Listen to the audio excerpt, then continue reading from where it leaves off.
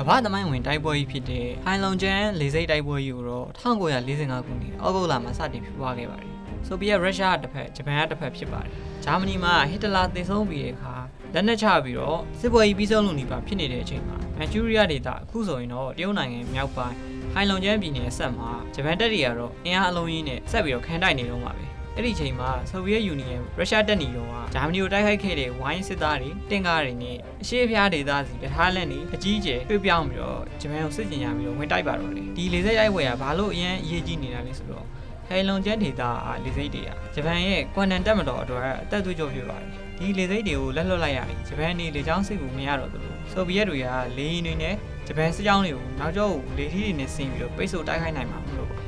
ဆိုဗီယက်ရဲ့ခင်မီတင်ကားတွေအမြောက်တပ်တွေပြင်းထန်လာတဲ့ထိုးစစ်အောင်မှာဂျပန်တပ်တွေက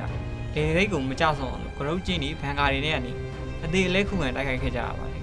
ဂျပန်စစ်သားတွေကလေရင်မှုတွေမကဘဲနဲ့ချင်းလင်းစစ်သားတွေမှာပါမိုင်းတွေဘုံတွေပတ်ပြီးတော့ဆိုဗီယက်ရဲ့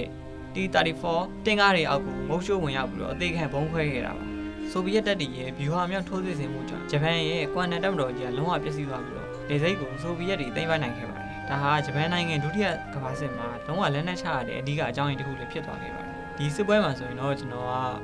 ကတမှုကြီးတယောက်အနေနဲ့ဆိုဗီယက်ဘက်ကဝင်တိုက်မှာဖြစ်ပါတယ်ဒါဆိုရင် game play ကိုကြည့်အောင်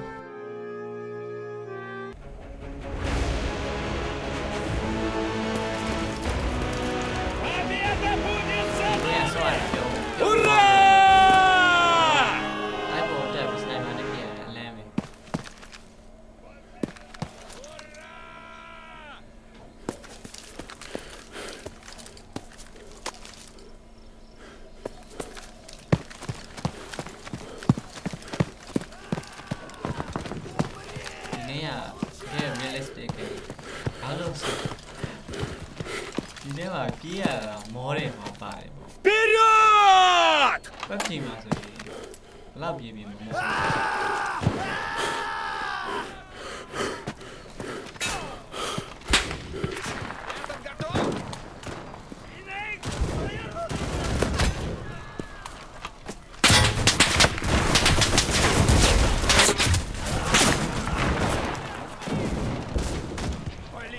Перезаряжаю!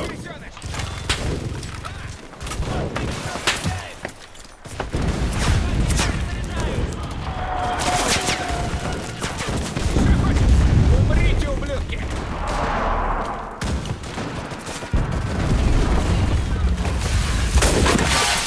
Я его снял!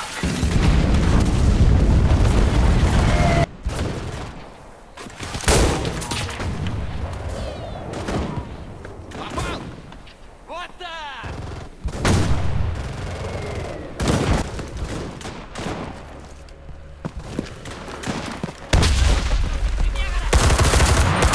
На тебе, гад!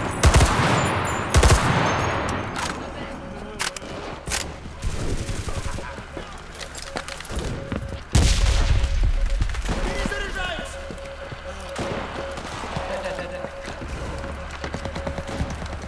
Бой!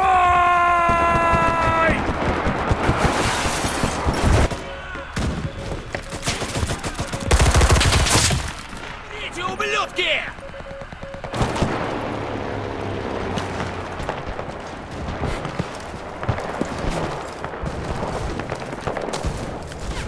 Đang ngon hả chị?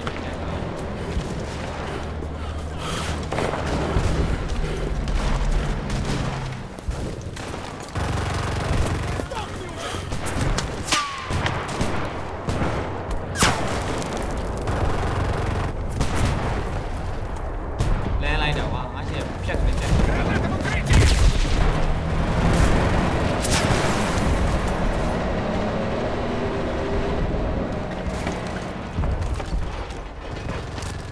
Nhà đứa là trong đấy à đúng. Rồi đi rồi leo rồi đâu.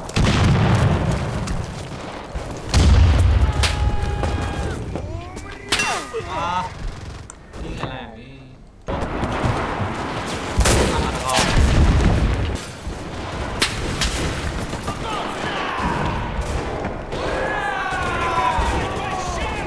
À, mình đã rồi. Thì vậy.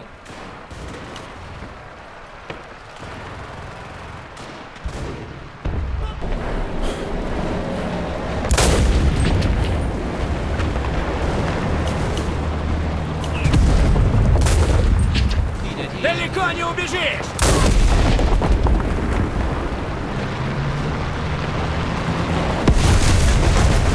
လေးရမလို့ကြောက်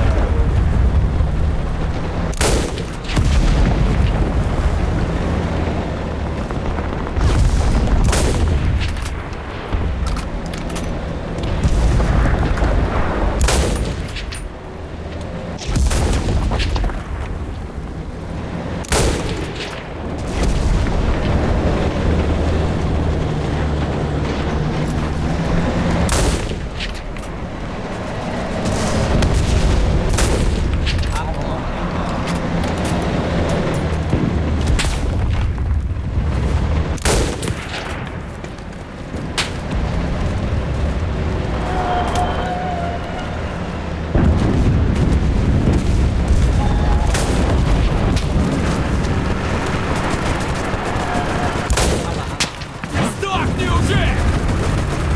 Прикройте меня! Готов!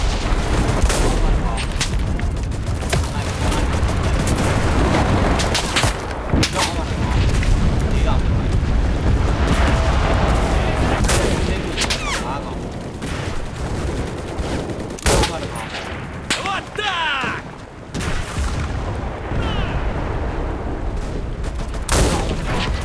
Попал!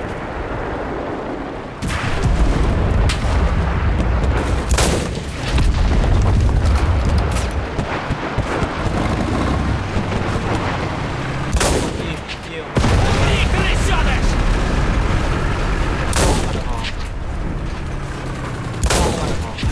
Умри, ублюдок!